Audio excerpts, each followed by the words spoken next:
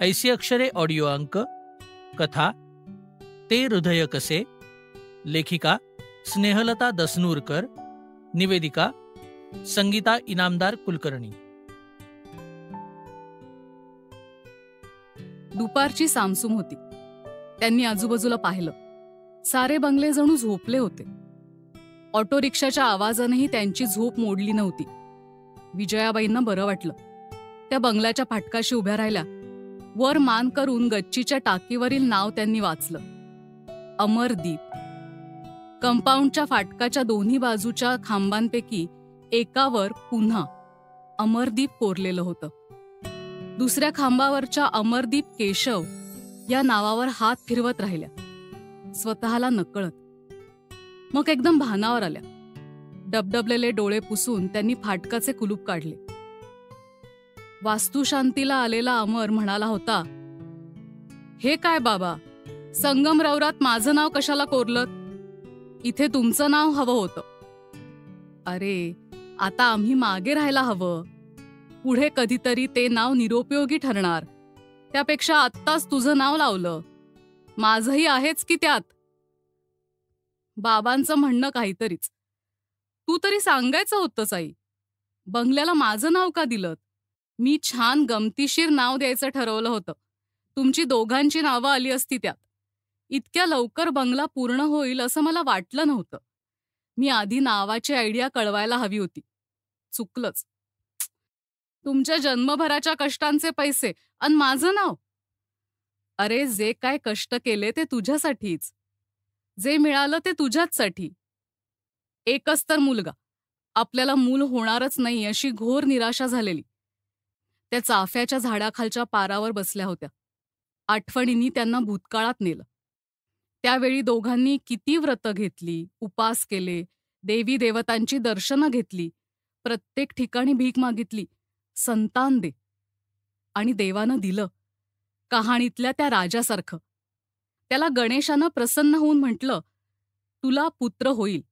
मागच्या झाडाचं फळ तोडून खा. राजानं झाडावर चढून 4 फळं शेल्याच्या घोळात घेतली. खाली उतरून बघतो तर एकच फळ. पुन्हा राजा झाडावर चढला. 4 फळं काढली. खाली उतरून बघतो तर पुन्हा एकच फळ. तिसऱ्यांदा तोच प्रकार. पुन्हा राजा निघाला. गणेशानं सांगितलं, तुला एकच पुत्र होणार आहे. आणि राजाला राजबिंडा पुत्र झाला. अमर तसाच राजबिंडा. त्यांनी माहेरगावच्या गणपतीला अखंड नंदादीप कबूल केला. अन 21 चतुर्थ्या केवळ एवढीशी खडीसाखर चघळून केल्या. त्याचं नाव खरं तर गणपतीच ठेवायचं होतं. पण हल्ली जुनाट नावं कुठे ठेवतात, म्हणून पाळण्यातलं नाव ठेवलं गणेश आणि व्यवहारातलं ठेवलं अमरदीप. हाक मारायला सुटसुटीत, अमर. त्या उठल्या आणि वाळलेल्या पानांवरून वाढलेल्या गवतातून बागेत फिरू लागल्या. छोट्याशा प्लॉटवर बांधलेला छोटासा टुमदार बंगला. खाली 4 खोल्या, वर मोठा हॉल आणि गच्ची. कधीचा प्लॉट घेऊन ठेवला होता. बदलीची नोकरी, शिवाय भोवताली सारंच ओसाड. स्वस्तात मिळाले म्हणून लोकांनी घेऊन ठेवलेले प्लॉट. पेन्शन नंतर डोक्यावर छप्पर तरी होईल, तोपर्यंत इतरांचेही बंगले होतील, हा हिशेब. नोकरीची शेवटची थोडी वर्ष राहिल्यावर अमरच्या बाबांनी इथे बदली करून घेतली. सारी शिल्लक आता खर्च होईल. पण प्रॉव्हिडंट फंड, सुपर ॲन्युएशन वगैरे येईलच. नोकरी पेन्शनची नाही, पण एका योजनेत असे पैसे गुंतवले आहेत की व्याज दोघांपुरेसं होईल. बंगल्याचं बांधकाम सुरू होत असतानाच विजयाबाईंनी बागेची आखणी केली. समोरच्या पट्टीत फुलझाडं, दोन्ही बाजूला भाजीपाला आणि मागच्या मोठ्या जागेत फळझाडं. हे झाड लिंबांनी डवरलंय. अमरला रोज जेवणात लिंबू, लिंबाचं लोणचं हवंच आणि लिंबाचं सरबत. सारी झाडं त्याच्या आवडीच्या फळांची. सगळीकडे बांधकामं चालूच होती. एखाद्या मजुराला पैसे द्यायचे, तो झाडांची निगा राखायचा. एक थोडंसं समाधान आहे. अमरनं या झाडांची फळं मनापासून खाल्ली. त्यांनी कुलूप काढून घरात प्रवेश केला. समोर 2 मोठे फोटो. त्या पाहत राहिल्या काही क्षण. मध्ये विठ्ठलाची 2 वीत उंच मूर्ती. ह्यांच्या साठीला त्यांच्या एका देवभक्त मित्रानं भेट दिलेली. विजयाबाईंनी दोन्ही फोटोंवरले सुकलेले हार काढून टाकले. फोटोंवरची धूळ पुसली. येत असलेलं रडू तोंडावर पदर दाबून आवरलं आणि त्या हॉलमधून स्वयंपाकघरात गेल्या. बंगल्याच्या बांधकामाच्या देखरेखीचं, सामानाच्या खरेदीचं सारं काम विजयाबाईंनी नवऱ्याच्या बरोबरीनं केलं. त्यांनी नोकरी आणि विजयाबाईंनी संसार सांभाळून. जेवणं उरकल्यावर ते कामावर गेले की या थर्मासमध्ये चहा भरून घेऊन बांधकामावर येत, झाडाखाली बसत.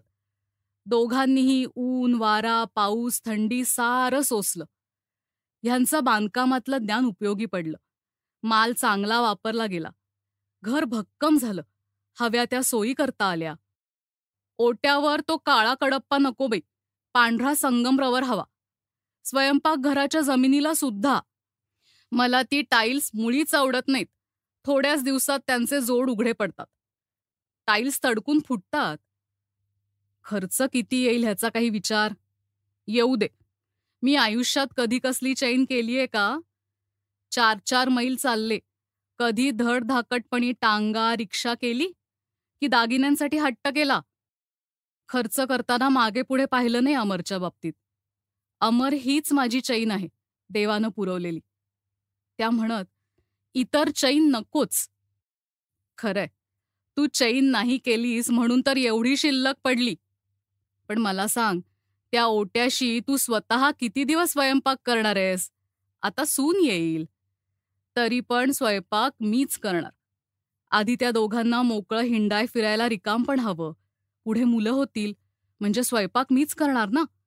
तुमचं पथ्य सांभाळायचं आणि मुख्य म्हणजे त्याला माझ्या हातचं आवडतं. तिलाही आवडेल. हातपाय थकेपर्यंत मीच स्वयंपाक करणार. निरनिराळे मसाले मऊ वाटून पदार्थांना लावणं त्यांना अगत्याचं वाटे. करायचाय काय तो मिक्सर? त्यानं चटणी मसाले मिळून येत नाहीत, भगरा होतो. त्यांनी छानपैकी पाटा ओट्यातच एका बाजूला बसवून घेतला होता. ओट्याला पाट देऊन त्या उभ्या राहिल्या. समोर जेवणाचं टेबल. जेवणाऱ्याला गरम गरम पोळ्या करून वाढायच्या तर टेबल इथेच हवं. त्यामुळे फ्रीज तिकडे पॅसेजमध्ये ठेवावा लागला. पण हे सुख फार दिवस लाभलं नाही. शिक्षण संपल्यावर अमरला मुद्दाम इथलीच नोकरी पत्करायला लावली. आता हे फर्लो रजेवर जाणार. तोच कंपनीनं त्यांच्यापुढे प्रपोजल ठेवलं. नवी शाखा काढायची आहे. तिथे जाणाऱ्या नव्या उमेदीच्या शाखा प्रमुखानं अनुभवी म्हणून यांना मागून घेतलं. नव्या शाखेत जा, तिच्या प्रगतीला हातभार लावा, पगार वाढवू. त्यांच्यापुढे प्रलोभन टाकलं. त्या म्हणाल्या, आता पुरे झालं बरं का. हक्काच्या बंगल्यात कधी राहायचं? अगं, चालून आलेल्या लक्ष्मीला पाठ दाखवायची का? शिल्कीला खरडा लागलाय. अजून बंगला सजवायचाय, रंगीत फॅन लावायचेत, देखणं आरामदायी फर्निचर घ्यायचंय. तुझं चाललं टीव्ही, फ्रीज, मिक्सर अशा वस्तूंशिवाय. अमरच्या बायकोचं चालेल? भिंतीवर अडकवलेल्या आरशावर तुझं चाललं, तिला आरसेवालं कपाट लागेल. एवढा 5,000 खर्चून रंग लावलाय, तो काय रॉकेलच्या धुरानं माखण्यासाठी? गॅसवर खर्च होईल, फोन घ्यावा लागेल. त्याच्या एकट्याच्या पगारात कसं होईल सगळं? आणायचं संधी चालून आलीये. एक्सटेन्शन, भरीला प्रमोशन. तुला सुनेला वाकी तोड्यासह सगळे दागिने घालून सजवायची इच्छा आहे ना? मग पुढे आरामच आराम आहे. आराम. नियतीला वेगळाच आराम मंजूर आहे याची तिने सूचनाही देऊ नये. त्या बेडरूममध्ये गेल्या. त्यांना घेऊन जायला आलेल्या भाऊ भाऊजाईने जमेल तसं सामान आवरलं होतं. त्यांच्या बेडरूममधल्या गाद्या गुंडाळून ठेवल्या होत्या पलंगावरच. त्या अमरच्या बेडरूममध्ये आल्या. तिथल्या गाद्या रबर फोमच्या, गुंडाळता आल्या नाहीत. बाजूच्या टेबलावर अमरचा आणि सुनबाईचा लग्नातला फोटो, 5 वर्षापूर्वीचा. किती शोभत होता जोडा. किती स्मार्ट दिसत होता अमर. त्याच्या नजरेत कशी तृप्ती, आनंद, उल्हास जणू भरून वाहतायत. नोकरीत एक्सटेन्शन मिळाल्यावर अमरच्या वडिलांनी बंगला सजवायचं काम अमरवरच सोपवलं. ते पैसे पाठवीत राहिले. पहिले 3 महिने त्या अमरजवळच राहिल्या. अमरच्या आवडीने फर्निचर, फ्रीज, टीव्ही वगैरे सारं आलं. मागच्या वरांड्यात कॉफी टेबल आणि खुर्च्यांपासून ते पुढच्या रुंद वरांड्यात वेताच्या खुर्च्या, टेबलच्या देखण्या महागड्या सेटपर्यंत सारं मांडून झालं. त्यावेळी एकदा साऱ्या घरात फिरून तृप्त झाल्यासारख्या त्या म्हणाल्या होत्या, सारं मनासारखं झालं. आता एकच कमी आहे. काय राहिलं आणखी? अमरनं विचारलं होतं. या सगळ्या वैभवाला शोभेलशी साजरी गोजरी सून. तिच्या स्वाधीन तुला केलं की मी त्यांच्याजवळ निश्चिंतपणे राहायला मोकळी. एवढ्यासाठीच मी 2-3 वधूवर सूचक मासिकातून तुझी माहिती दिलीय. पाऊस पडलाय स्थळांकडून आलेल्या पत्रांचा. त्यातल्या निवडक मुली पाहायच्या आता. पाहूया. पण आई, माझं डोकं दुखतं अधूनमधून. हे तुझं मोटारसायकलवरून तुफान वेगाने फिरणं बाधतंय तुला. कानात वारं जातं.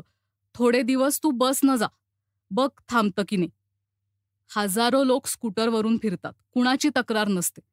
डॉक्टर म्हणालेत स्पेशालिस्टला दाखवायला हवं. डोळे बिघडले असतील. चष्मा लागणार असेल. बारीक टाईपच्या कादंबऱ्या वाचतोस अव्याहत. भरीला सिनेमा, टीव्ही. त्यानं दुखत असेल डोकं. पण त्याची कुरकूर चालूच राहील. तेव्हा महिन्यातून एकदा 2 दिवसांसाठी आलेले त्याचे बाबा म्हणाले, कुठला स्पेशालिस्ट सुचवला डॉक्टरांनी? करून घेऊया निदान. नीट औषधोपचार होईल तर तक्रार थांबेल त्याची. अहो, 5-6 वर्ष ते हॉस्टेलचं अन्न अन वेळी अवेळी झोपणं, क्लास टिकवण्यासाठी तो सारखा अभ्यास. तुझं लग्न झालं ना की तुझी बायको तुझी नीट काळजी घेईल अन हे दुखणं कधी कायमचं पळालं तुला कळणारही नाही. अरे ह्यांना सुद्धा म्हणजे लग्नाआधी कधी कधी अर्धशिशी हैराण करायची. पण खानावळ सुटली अन पुन्हा त्या अर्धशिशीनं तोंड दाखवलं नाही. पण त्याचे बाबा डॉक्टरांना भेटलेच. डॉक्टरांनी अमरला लहानपणापासून औषधोपचार केलेला. प्रसंग पडेल तेव्हा. त्यामुळे त्याचे बाबा एकटेच आलेले पाहून ते म्हणाले होते, बरं झालं तुम्हीच आलात. ऐकून अमरचे बाबा जरा दचकलेच. त्यांनी स्पेशालिस्टकडून वार वेळ ठरवून घेतली आणि डॉक्टरांना विनंती केली की रिपोर्ट आणि निर्णय फक्त मलाच द्या. मी त्या दिवशी स्वतःच येतो. मग ते पुन्हा नोकरीच्या गावी गेले. अमरबरोबर सर्व तपासण्यांसाठी विजयाबाईच गेल्या. अमरनं विचारलं, काय म्हणाले डॉक्टर? ते म्हणाले, इन्फेक्शन झालंय. कसलं काय ती त्यांची भाषा. आपल्या कुठे डोक्यात शिरते. म्हणाले औषध इंजेक्शनांनी येईल वळतीला. बरं झालं बाई. इंजेक्शनचं काय मोठंसं. त्या मधूला तर त्या ॲलर्जीवाल्या दम्यासाठी 60-70 इंजेक्शनं घ्यावी लागली. मी थांबते त्याच्याजवळ आणखी महिनाभर. म्हणजे मुली पाहणंही उरकता येईल.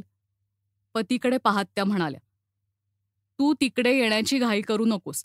माझं ठीक चाललंय, ते म्हणाले. अमर रात्री झोपल्यावर ते म्हणाले, मुली पाहण्याची घाई नको करूस. बोलताना ते खिडकीतून बाहेर अंधारात पाहत होते. उलट मी घाई करणारच आहे. त्याला नक्की उतार पडणार आहे. मग पुन्हा सारं नव्यानं सुरू करण्यात आणखी वेळ जाईल. मी योग्य मुलगी निवडीन. तुम्ही काळजी करू नका. खरं म्हणजे आता तुम्हीही इथे यायला हवं. आता त्यांचा आवाज बदलला होता. त्यांच्या जवळ येऊन म्हणाले, तू धीराची आहेस. अशी घाईनं नोकरी सोडणं वेडेपणाचं होईल. मी दर सुट्टीला येत जाईन. औषध उपचारासाठी मोकळ्या हातानं खर्च करावा लागेल. पटतंय ना तुला? डोळे पुसून त्यांनी मान हलवली. पतीने खांद्यावर ठेवलेल्या हातावर हात ठेवून त्या मूकपणे बसून राहिल्या. तो पलीकडच्याच खोलीत झोपलेला आहे ना. त्या स्थळांची छाननी करत होत्या. मुली पाहत होत्या. मनाशी पास नापास निर्णय घेत होत्या. काही इंजेक्शन्स झाली आणि अमरची डोकेदुखी थांबली. अधूनमधून डोकं जड होई, पण त्याचा त्याला काही त्रास वाटत नसे. आता तो आनंदानं लग्नाला तयार झाला होता. खूप मोठ्या घरच्या सुंदर शिकलेल्या मुली सांगून येत होत्या अमरला. स्थळच तसं होतं. एकुलता एक मुलगा, त्याच्यावर कसलीही जबाबदारी नाही. उंच पुरा, देखणा, रुबाबदार, भरपूर शिकलेला, फर्स्ट क्लास करिअरचा, स्वतःचा बंगला, कायम नोकरी. त्यामुळे सालंकृत कन्यादान करून दोहो अंगाचा खर्च करू, घसघशीत मानपान करू, अशी देकाराची भाषा वधूपिते आपणहून करीत होते. मुलगी अमेरिकेत आहे. मुलाला स्वखर्चाने तिकडे पाठवू, पुढे शिकेल तो हवं तितकं, असं सांगणारं स्थळ विजयाबाईंनी आधी बाद ठरवलं. मुलगी देखणी हवी, नोकरी करून स्वावलंबी राहू शकेल असं शिक्षण हवं. त्यांनी मनात ठरवलं होतं. देवानं आम्हाला तेवढं दिलं आहे. व्याह्याकडून आम्हाला काही नको. मध्यस्थाला त्या सांगत, गावात राहणाऱ्या त्यांच्या चुलत नणंदेनं एक स्थळ सुचवलं. मुलगी सुंदर आहे वहिनी, बी.कॉम झालीये, बँकेत लागलीये नुकतीच, नोकरी सांभाळून लॉचा अभ्यास करतेय आणि LLB करायचंय असा निश्चय आहे तिचा. हवी तशीच आहे की. पण माणसं मुलगी अन नारळ देऊ म्हणतायत. आमची तेवढीच शक्ती आहे म्हणे. लग्नात ही भाषा, तर पुढे सणवार, तशी जरा खतरूडच वाटतात. ठीक आहे वंस, आपल्याला काय कमी आहे, आपण करूया 12 सण. अगं अगदीच निम्न मध्यमवर्गीय. असू द्या, तेच बरं. त्यांची मुलगी पण घ्यायची अन धन पण घ्यायचं. कशाला? आम्ही देवानं दिलंय त्यात भरून पावलोय. जे मिळालंय ते जन्मभर लाभू दे, हीच माझी देवाजवळ अखंड प्रार्थना असते. नकळत त्यांचे हात जोडले गेले. त्यांच्या आवाजात झालेला बदल लक्षात घेऊन वंस चमकल्या. पलीकडे अमर ऐकत होता. त्याला आपला गहिवरलेला आवाज जाणवू नये म्हणून विजयाबाईच पुढे हसत म्हणाल्या होत्या, माझा यात डाव आहे वंस. सुनेच्या माहेरच्यांकडून अगदी बोली करून हवं ते यादीवार वसूल करायचं. ते काय आपण आपल्यासाठी करत असतो का? ते सारं तिच्याच संसारासाठी कारणी लागणार असतं. आपले किती दिवस राहिलेले असतात. त्यांचं डबोलं बांधून थोडंच आपण नेणार असतो. पण परिणाम काय होतो? अस्सं सासर द्वाडबाई, अशी बदनामी. माझ्या माहेरच्यांना लुटलं या भावनेनं सून आखडलेली राहणार आपल्याशी जन्मभर. आपण कितीही कौतुक केलं तरी श्रीमंता घरचीला त्याची काय नवलाई राहणार. माझ्या माहेरी यापेक्षा किती चांगलं हे तिच्या डोक्यात राहणारच. उलट ही सून घरात खालमानेनं वागेल. आम्ही केलेली तिची हौस मौस तिला अपूर्वायची वाटेल. खरं की नाही? भली धोरणी आहेस हो वहिनी, वंस कौतुकानं म्हणाल्या. पण वंस, हे तुमच्याजवळच ठेवायचं हं. सुनेच्या माहेरच्या गरिबीची चर्चा चेष्टा झाली तर मला वाईट वाटेल. तुम्ही सांगा त्या मुलीकडच्यांना, मुलगी दाखवायला आणा म्हणावं. ती मुलगी अमरलाही पसंत पडली. तिच्याकडचं मत कळेपर्यंत आता पुढे मुली पाहायच्या नाहीत हे सांगताना त्याच्या डोळ्यात आनंद प्रकटला होता. आपल्या गोट पाटल्या, गोफ, चपला, हार असे ठोस दागिने मोडून त्यांनी सुनेसाठी वाकी तोड्यासह सारे नव्या घाटाचे दागिने करवले. अगं, सोनार सोनं खाणार यात. आहे तसंच घाल ना कार्यशोभेपुरतं, बाबा म्हणाले होते. वा, असं कसं? हल्ली कसले कसले सुंदर दागिने घालतात मुली. हौसेच्या एकुलत्या एक सुनेला काय आजीबाई बनवू? पण आई, जरूर तेवढंच कर ना, मंगळसूत्र आणि बांगड्या पुरतं. मग पुढे जमेल तसतसं करू. तू काय घालणार मग? लंकेची पार्वती होणार? अरे, लंकेची पार्वती कशानं? मंगळसूत्र, साखळी अन बांगड्या एवढं राहणारच की माझ्या अंगावर. आणि खरं सांगू का, माझे मुख्य असे 2 दागिने घसघशीत आहेत. त्यांच्याकडे बोट दाखवत त्या म्हणाल्या. हा एक पृथ्वी मोलाचा तू. पतीकडे दृष्टी टाकून म्हणाल्या, तो स्वर्गाच्या तोलाचा. हसून आसू त्यांच्या डोळ्यात लखलखत होतं. हे आठवून आत्ता डोळे घळाघळा वाहू लागले. आता खरंच लंकेची पार्वती झाले रे अमरराजा. फोटोतल्या अमरला उद्देशून त्या म्हणाल्या. अमर घरात नसताना त्याचे बाबा म्हणाले होते, तू खरं म्हणजे त्याच्या लग्नाची घाई करायला नको होतीस. मला सांगा, लग्नाने काही विशेष नुकसान होणार आहे का? तसं नाही, पण नुकसान नाही न होणार, लाभही होणार नाही. कसा नाही? त्याला जीवनातले विशेष सुखदायक अनुभव मिळतील. आपल्या मांडीवर नातवंड खेळायला लागतील. वंशवेल पुढे वाढत राहील. तुम्हाला हा लाभ नाही वाटत? आता नव्या जबाबदाऱ्या घ्यायचं वय आहे का आपलं? त्या मंडळींचं आहे. निभावेल तितकं आपण निभावूच. ती त्यांची पहिली मुलगी आहे. अजून ती नवरा बायको ऐन उमेदीत आहेत. अगं पण ते काय बोलणार हे त्यांना ते बोलण्यापूर्वीच कळे. जे या हृदयी ते त्या हृदयी, असं त्यांचं एकमेकांशी मानसिक नातं जडलेलं होतं. त्यामुळे त्यांना पुढे बोलू न देता त्यांच्या ओठावर हात ठेवत त्या म्हणाल्या, नका नाट लावू. तुमचं बापाचं काळीज आहे, मला माहितीये. तुमची कर्मभोगाची तत्त्व तुम्ही मला ऐकवणार. मलाही मान्य आहेत ती. पण अशी आधीच हार खाणं माझ्यानं त्याच्या बाबतीत तरी होणार नाही. उद्याचा आणखी पुढे ढकलायचा प्रयत्न करायचा की उद्याचं कळलंय म्हणून आजच हातपाय हलवायचे सोडून मान तुकवायची. मग मात्र बाबांनी विजयाबाईंना कुठेही विरोध केला नाही. त्या म्हणाल्या, घरातलं पहिलंच लग्नकार्य, नातवंडाचं कुणी पाहिलंय? नात झाली तरी तिथून पुढे 21 वर्ष वाट पाहावी लागणार. ते काही आपल्या नशिबी नाही. का बरं? ते त्यांच्या उत्साहात आता सामील झाले होते. आता नातवंडाचं बारसं करूया ना कार्यालय घेऊन, अगदी दणदणीत. आणि त्याआधी सुनेची मंगळागौर, पुढे डोहाळ जेवण, सारं करायचं नीट. कसलीच काटकसर केली नाही त्यांनी लग्न समारंभात. आपल्याकडच्या मानकऱ्यांसाठी त्यांनी उंची साड्या आणि चांदीची भांडी आणली होती, पण ती देववली विहिणीच्या आणि व्यायांच्या हातून. हे मुलीकडचं नाही याचा कुणाला पत्ताही लागला नाही. ठरल्याप्रमाणे मंगळागौर थाटात झाली. सूनबाईंचं सणानिमित्त सासर माहेर चालूच होतं. त्या वाट पाहत होत्या सूनबाईला हवं नकोसं कधी होतं, कधी माझ्या अमरची प्रतिकृती माझ्या मांडीवर खेळेल. तशा त्या अजून उत्साहात होत्या. लहान मोठा प्रत्येक सण त्या मनापासून करीत होत्या. दर सणाला सुनेसाठी साडी घेत होत्या किंवा छोटा मोठा दागिना करत होत्या. पण नातवंडासाठी त्यांची कासाविशी चालू होती. प्रत्येक सणाला त्या पतीच्या नोकरीच्या गावाहून अमरकडे यायच्या. सण साजरा केला की लगेच परत जायच्या. अमर म्हणायचा, किती दगदग करतेस आई, तुझं आपलं एकामागून एक सण चालूच आहेत. अरे फक्त पहिलंच वर्ष, मग आहेच की नेहमीसारखं. सारं वेळच्या वेळी झालेलं बरं. माझं वय झालंय, तुम्ही आणखी उशीर कराल तर मला कसं झेपेल सारं करणं सवरणं. आणि तुझंही वय वाढेल तसं कठीणच जातं एकूण. सुनबाईच्या डोक्यात काही प्रकाश पडला नाही. म्हणाली, काय म्हटलं? मला कळलं नाही. आता त्यांनी जीवाचा धडा करून स्पष्टीकरण केलं. नाही म्हणजे काय आहे की मी काय म्हणते की माझ्या हातापायात ताकद आहे तोवर तुझी 2 बाळंतपणं झाली म्हणजे बरं ना. एकदा बोलून टाकल्यावर त्यांना अवसान आलं. मी काही तुझ्या वकिलीच्या आड येणार नाही. तू खुशाल अभ्यास करत राहा, परीक्षा दे, पुढे वकिली कर. बायकांचे प्रश्न सोडवायला स्त्री वकीलच हवी.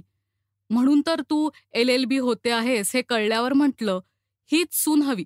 बिनधास्त राहा, मी सांभाळेन मुलांना. ती हसली. आईचंही असंच. पण असं करून कसं चालेल? जरी माझ्यावर मुलांची जबाबदारी नाही पडली तरी माझं चित्त त्यांच्यात अडकणारच. अभ्यास निर्वेधपणानं होणार नाही. म्हणून आम्ही ठरवलंय, माझा कोर्स पुरा व्हायलाच हवा आधी. अगं पण मी थकून जाईन तोपर्यंत. तुम्ही काळजी करू नका. माझी आई आहे ना खंबीर, तिला आत्ताशी कुठे 46ावं लागतंय. आम्ही ठरवलंय असं ही म्हणतीये, पण खरं म्हणजे हट्ट तिच्या एकटीचाच असणार असं वाटून त्यांनी दुसरी आघाडी लढवायचा प्रयत्न केला. अमर राजा, तू मला काय म्हणायचंय ते म्हण, पण मला आजी व्हायचंय रे बाबा लवकर. मी थकले की नातवंडांच्या लीलांचा कसा आनंद घेणार रे मी. हिचा कोर्स संपेपर्यंत वाट पाहायची. मला नाही बाबा धीर. तोही हसला. मला तुझी घाई कळते आई, पण त्या व्यापाला तोंड द्यायचंय तिला. मी म्हटलं तिला की आई सगळं पाहिल, तर म्हणते डोहाळेन ते अवघडणं त्या कळा, मी ती त्यांच्या भुकेशी दिवसभराची बांधिलकी, हे सारं तर मलाच सोसावं लागणार आहे ना. तिचंही खरंय आई. एकदा अभ्यासात खंड पडला की मग पुन्हा मन लागत नाही. अन मुलाला केव्हा जन्म द्यायचा त्याच्या निर्णयाचा अधिकार आईलाच हवा असा तिचा पक्का आग्रह आहे. त्यांचं दोन्ही घरी चित्त अडकायचं. ह्यांना 50शीतच ब्लड प्रेशरनं गाठलं होतं. त्यांचं पथ्य, खाण्याच्या वेळा सांभाळायला हव्या. अमरच्या लग्नाला वर्ष झालं. त्यांच्याकडच्या फेऱ्या कमी झाल्या. त्याने टाळाटाळ न करता वेळच्या वेळी गोळ्या घ्याव्यात म्हणून त्याला आपली शपथही घातली. एवढ्या उमेदीतला आपला पती, त्याला नियमानं गोळ्या कसल्या घ्याव्या लागतात. सून चकित होत होती. माझं डोकं दुखतं अधूनमधून, त्यानं तिला सांगितलं होतं. विजयाबाईंनी सांगितलं, त्याची पित्त प्रकृती आहे. त्याच्या वडिलांनाही हा विकार होता पूर्वी. मी नीट खाणं पिणं सांभाळलं तशी गेला तो विकार. त्याचं काय आहे, कुपथ्य झालं की कुणालाही पडसं, खोकला येतो, तर कुणाला ताप येतो, कुणाचं पोट दुखतं, तर आमच्याकडे मस्तकशूळ उठतो. हे तू सांभाळायला हवं खरं म्हणजे. झोपता किती तुम्ही उशिरा? टीव्हीचे सगळे कार्यक्रम पाहिलेच पाहिजेत असं थोडंच आहे. पुन्हा तुमचं ते भेळपुरी, पाणीपुरी, आईस्क्रीम वगैरे खाणं असतंच. नियमित खाणं आणि सात्विक वागणं असलं की दुखणी लांब पळतात. शुभ बोलावं म्हणजे शुभच होतं. त्यांच्या आजीनं दिलेली शिकवण त्या अंमलात आणीत होत्या. त्यांना दैवाचं आणि दैवाच्या करणीचंही आश्चर्य वाटे. ना पित्याला कसलं व्यसन ना मुलाला. तरी त्यांना ब्लड प्रेशरचा विकार का लागावा? आणि अमरच्या मागे हे दुखणं का करतो देव असं? कसा दयेचा सागर म्हणायचा त्याला?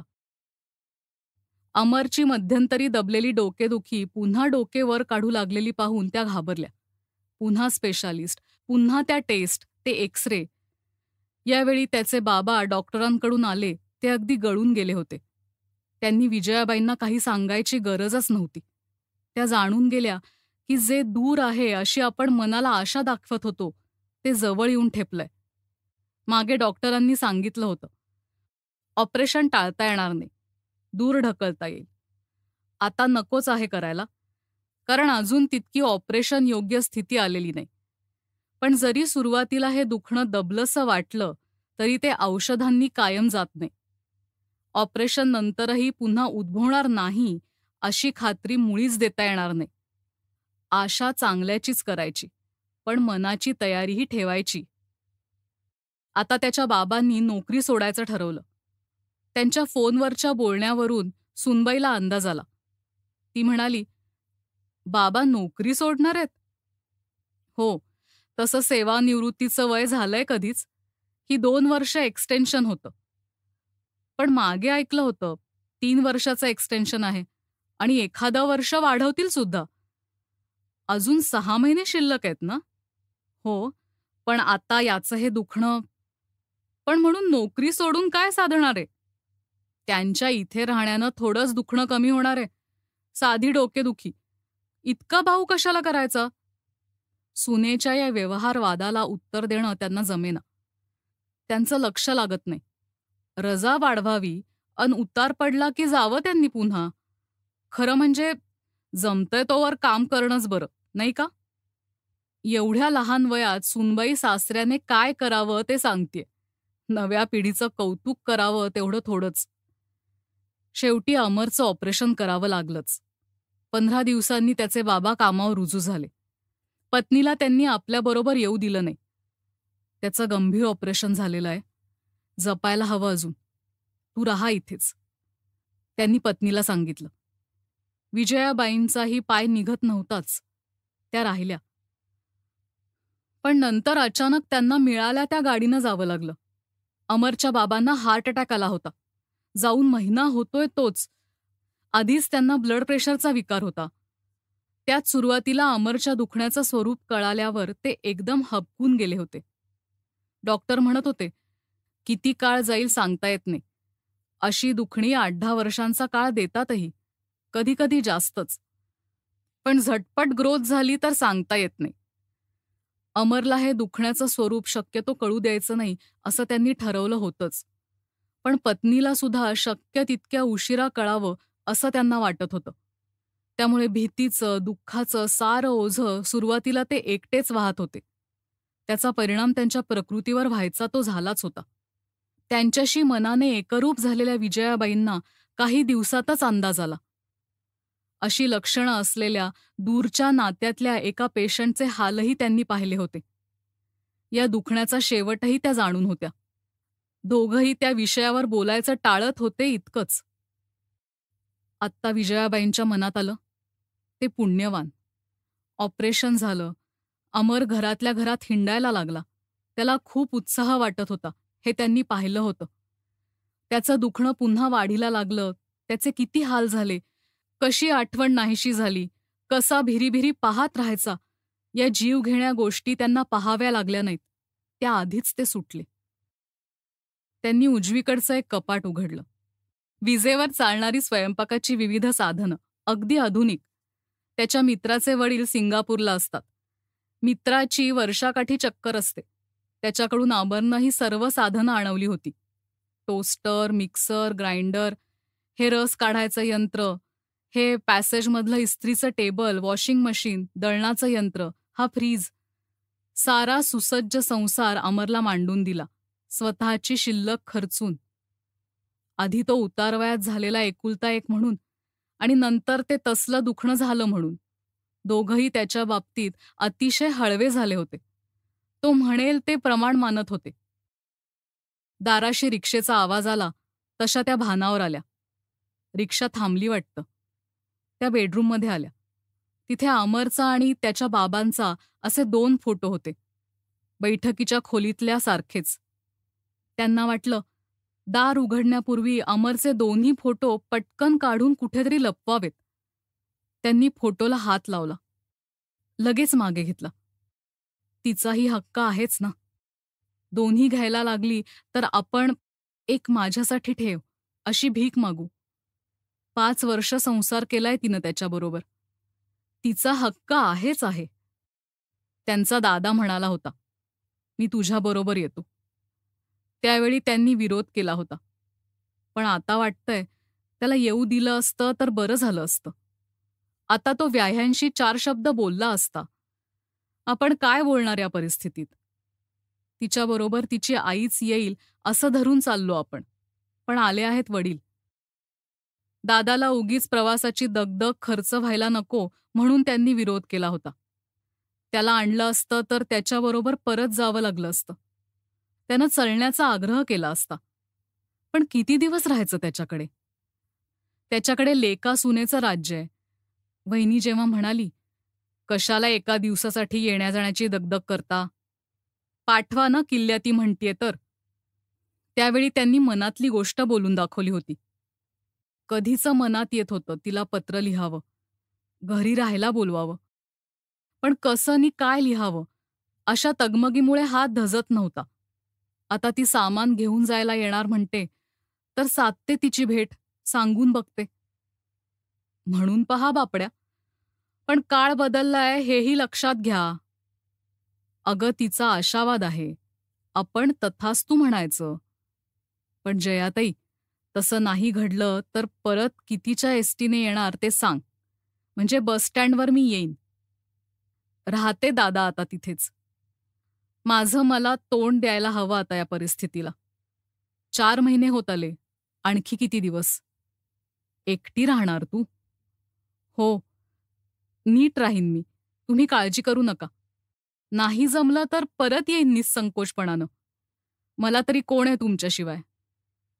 त्यांना हुंदका आला. भावाची सून दाराशी उभं राहून ऐकत होती. तिनं मत दिलं. आत्याबाई म्हणतायत ते योग्य आहे. जायचंय त्यांना एकटीनं तर जाऊ द्या. होत आले 4 महिने. तुम्ही किती दिवस त्यांची पाठराखणी करू शकाल? नाहीतरी दुखणी आणि दुःख ज्याची त्यानंच भोगायची असतात. हातपाय चालतायत तोवर त्यांचं स्वातंत्र्य राहू द्या त्यांना. तशीच वेळ येईल तेव्हा हे जाऊन घेऊन येतील. काळजी करू नका. दारावरची बेल वाजली. त्यांनी दार उघडलं. रिक्षा गेली होती. पण दाराशी एक ट्रक आणि 4 हमालवजा माणसं होती. सुनेचे वडील ट्रक ड्रायव्हरशी बोलत होते. ते आता बोलून व्हरांड्यात आले. आत्ता विजयाबाईंच्या लक्षात आलं. आपण 4 खुर्च्याही पुसून ठेवल्या नाहीत. त्या ओशाळून म्हणाल्या, पटकन साफ करते हं खुर्च्या. व्यायांनी त्यांना निवारल्यासारखा हाताचा पंजा समोर करीत म्हटलं, काही जरूर नाही. आम्ही बसायला आलो नाही. सामान घेणार आणि लगेच निघणार. असं कसं? इतक्या लांबून आलात? त्या पुटपुटल्या. त्यांनी 2 खुर्च्या पुसल्या. बसा हं, असं म्हणून स्वयंपाकघरात गेल्या. निदान पाणी तरी द्यावं म्हणून कपाटातून तांब्या भांडं काढू लागल्या. डोळे सारखे भरून येतच होते. मला किल्ल्या हव्यात सेफच्या. सुनेचा आवाज आला. त्यांनी तिच्याकडे वळून पाहिलं. चेहरा स्पष्ट दिसला नाही, पण आवाजातला निश्चय जाणवला. हीच वेळ होती तिच्याशी मनातलं बोलायची. म्हणणार होत्या, तुझी वकिली या घरात माझ्याजवळ राहून कर ना. मी तुझा चहा, नाश्ता, जेवण सारं सांभाळीन. तू तुझ्या कोर्ट कचेऱ्या सांभाळ. पण एकाच वाक्यातून, आवाजातून त्यांना तिचं मन कळलं. बोलायची हिंमत नाही झाली. त्या समजून चुकल्या. 5 वर्ष जरी सहवास झाला, खूप लाड, कौतुक केलं, तरी तिला आपल्याजवळ ममत्वानं राहायची अजिबात इच्छा नाही. पाठमोऱ्या होत त्या म्हणाल्या, देव्हाऱ्याजवळ पर्स आहे, तिच्यातल्या किल्ल्या काढून घे. तिचे दागिने अमर असतानाच बँकेच्या लॉकरमध्ये ठेवले होते. त्या लॉकरची किल्ली तिच्याच जवळ होती. त्यांनी आधीच ठरवलं होतं, आपण आपल्या हातानं तिच्या सगळ्या उंची साड्या, शालू काढून द्यायचे. लग्नात तिच्या माहेरून त्यांना आलेली हिरवी साडी, अमरच्या बाबांना आलेलं चांदीचं भांडंही परत करायचं, न विसरता. रुखवतावर आलेली भांडीही त्यांनी न वापरता बाजूला ठेवली होती, तीही परत करायची. पण घरात आल्या आणि आठवणींच्या भोवऱ्यातच गरगर फिरत राहिल्या. वस्तू काढायच्या राहूनच गेल्या. पाण्याचा तांब्या घेऊन त्या बाहेरच्या खोलीत आल्या. सुनबाई तिथे येऊन म्हणाली, कंपनीकडून सगळं येणं मी वसूल केलंय आणि विम्याचं सुद्धा. हो का? बरं झालं. कुठे काही अडचण नाही आली ना? काहीतरी बोलायचं म्हणून त्या बोलल्या. अडचणी कशाला येतील? विम्यावर वारस म्हणून तिचंच नाव होतं आणि नवऱ्याचा पगार, PF वगैरेवर बायकोचाच हक्क असतो, हे कंपनीला आणि सरकारलाही मान्य असतं. तिचे वडील म्हणाले. अमरला 19वं लागलं तेव्हाच त्याच्या बाबांनी 40,000चा विमा त्याच्या नावे उतरवला होता. त्याला नोकरी लागेपर्यंत हप्ते तेच भरत होते. आधी वारस आई होती. लग्न झाल्यावर अमरनं पत्नीचं नाव वारसाच्या जागी बदलून घेतलं होतं. पण आता त्यातलं बोलण्यासारखं काही नव्हतंच. बरं झालं, असं पुटपुटल्यासारखं त्या बोलल्या आणि आतल्या खोलीत गेल्या. सून सेफमधून साड्या काढत होती. त्यांनी मन घट्ट केलं. तिच्या जवळ गेल्या. त्यांच्या लाडक्या अमरची लाडकी पत्नी आहे ही. निकराचा प्रयत्न केलाच पाहिजे हिच्या सहवासासाठी. जाताना त्याचा सारा जीव हिच्यात होता. तिचा हात त्याला शेवटपर्यंत हातात हवा होता. पण आपल्याला रडू कोसळेल ते पाहून तो घाबरेल, असं म्हणत ती उठून पलीकडच्या खोलीत गेली होती. पाणी पिऊन येते असं सांगून. शेवटी विजयाबाईंनीच त्याला जमलं तसं उचलून धरून त्याचं मस्तक छातीशी धरलं स्वतःच्या. आई मुलाचं नातं हे एकच खरं नातं असतं. बाकीची चिकटवलेली, मानलेली. तरी पण त्यानं हिला आपली मानली होती ना. निकराचा प्रयत्न केलाच पाहिजे. तिच्या जवळ जाऊन त्या म्हणाल्या, इथे राहून वकिली करशील तर मला सोबत होईल तुझी. नंतर बोलणार आहे मी. पाठमोरी राहूनच तिनं उत्तर दिलं. मग पुन्हा त्या स्वयंपाकघरात गेल्या. स्वयंपाकघराच्या खिडकीतून त्यांचं ट्रककडे लक्ष गेलं. ट्रक अजून उभाच होता. हमालाचं बागेत पान तंबाखू चाललं होतं. 1-2 बॅगा भरून कपडे आणि तिची कायद्याची बरीचशी पुस्तकं. टॅक्सी पुरली असती. ट्रकचं काय काम? त्यांच्या मनात आलं. तेवढ्यात हातात एक फाईल घेऊन सुनबाई आली. फाईलीत बिलं होती. त्यांनी स्वतःच ती बिलं व्यवस्थित फाईलीत लावली होती. कोणतीही महाग मोलाची वस्तू आणली की त्याची पावती जतन करून ठेवणं ही त्यांची स्वतःची शिस्त होती. Fridge, TV, VCR, washing machine, दळणयंत्र, मिक्सर वगैरे सर्व महत्त्वाच्या वस्तूंच्या पावत्या त्यात होत्या. त्या पावत्या हातानं उलटत सून फाईलीत पाहतच म्हणाली, अमरनं आणलेल्या सगळ्या वस्तूंवर माझा हक्क आहे आणि त्या मी नेणार आहे. सेफमधल्या तुमच्या वस्तू काढून त्या लाकडी कपाटात ठेवीन. त्या बघतच राहिल्या. सुनेला उत्तराची गरज नव्हती. ती पुन्हा सेफकडे गेली. त्यांना सुचेनासं झालं. मागच्या दारानं बागेत जाऊन त्या झाडाखालच्या पारावर बसल्या. जाताना त्यांनी दार लोटून घेतलं. इथून त्यांना घराची मागची बाजू, बंद खिडक्याच दिसू शकल्या असत्या पाहायचंच म्हटलं तर. नशीब मागच्या बाजूच्या कुठल्याच कोणी शेजारणी कोठून दिसत नाहीत. खिडक्यांच्या पडद्याआडून कोणी पाहतही असतील. अमर गेला तेव्हा भोवतालच्या उपचार म्हणून एकदा येऊन गेल्या होत्या. सारख्या कधी या घरी, कधी पतीच्या गावी, अशा फेऱ्यांमुळे त्यांची खास जवळीक कुणाशीच झाली नव्हती. त्या मनाशीच निरनिराळी स्तोत्र म्हणू लागल्या. बसल्या बसल्या झाडाच्या खोडाला टेकल्या. ग्लानीमध्ये किती वेळ गेला त्यांना कळलंच नाही. कसल्या तरी आवाजामुळे त्या भानावर आल्या. मागचं दार उघडून सुनबाई तेथे उभी होती.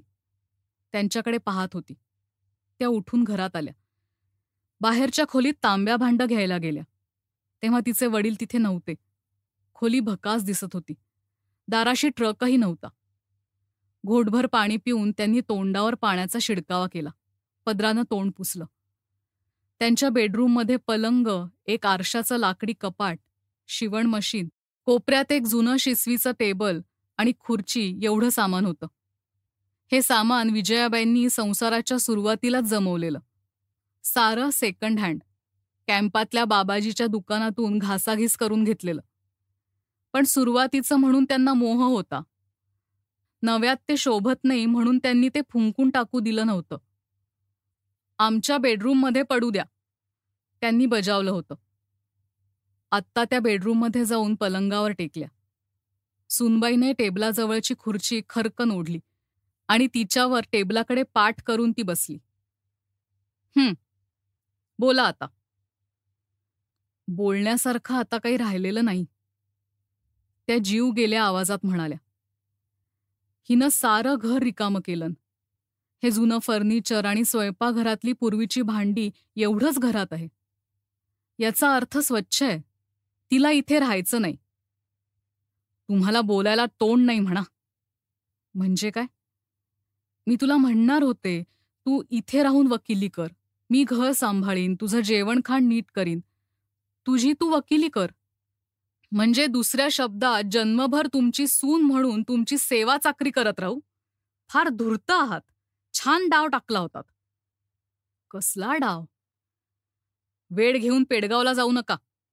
मी तुमचा डाव हाणून पाडलेला आहे. तुम्हाला साफ धुतलंय. बंगला तुमच्या नावावर आहे म्हणून. तो जर अमरच्या नावावर असता तर आत्ता तुम्हाला फराफरा ओढून रस्त्यावर फेकलं असतं मी. थांबा, पुढचं ऐकून घ्या. मी पुन्हा लग्नही करणार आहे योग्य वेळी. कसं वाटतंय ऐकायला? करायलाच हवं लग्न तू. मला बरंच वाटलं. कारण तुमचा काही इलाजच नाही. तुम्हाला वाटलं होतं 2 नातवंड होतील, त्यांच्या निमित्तानं सून जन्मभर बांधील राहील, आपली जन्मभराची सोय होईल. दैवानं तुमच्यावर झक्कपैकी सूड उगवला. एकटं ठेवलं तुम्हाला. त्यांच्या डोळ्यातल्या आसवांनी तिच्या आवाजाला धार चढवली. तुमच्या मुलाच्या आठवणींची शपथ. अमरचं दुखणं लग्नाआधीच होतं की नंतरचं? दुखण्याचं गांभीर्य नंतर कळलं. साफ खोटं बोलताय. मी त्या डॉक्टरांना विचारलं होतं नंतर. त्याची वैद्यकीय फाईलही पाहिली. त्याला मेंदूचा ट्यूमर झाला हे डॉक्टरांनी सांगितलं नव्हतं? मला सांगितलं नव्हतं. त्याच्या वडिलांना सांगितलं असेल. त्यांनी तुम्हाला सांगितलं असणार. आपल्या मुलाला एका जीवघेण्या दुखण्यानं पछाडलंय हे कळूनही तुम्ही त्याला लग्नाला उभं केलं? त्रयाणाम धूर्ताणाम. नाही, नाही ग. त्याला माहीत नव्हतं. मलाही आधी दुखण्याचं गांभीर्य कळलं नव्हतं. औषधा इंजेक्शनांनी उतार पडला होता. पुढे मागे ऑपरेशन करावं लागेल असं डॉक्टर म्हणाले होते. ऑपरेशननं पुष्कळ माणसं पूर्ण बरी होतात. कॅन्सरचे रोगी सुद्धा ऑपरेशन केल्यावर बरे झालेले आपण पाहतो, ऐकतो. हा तर ट्यूमर होता आणि तेही मला फार उशिरा कळलं. तो कायमचा बरा होणार ऑपरेशन नंतर असंच धरून चालले होते मी. हे जाणून बुजून स्वतःला फसवणं झालं. असेल. माझं आईचं काळीज आहे. आईच्या काळजानं नाकारलं विचार करायचं.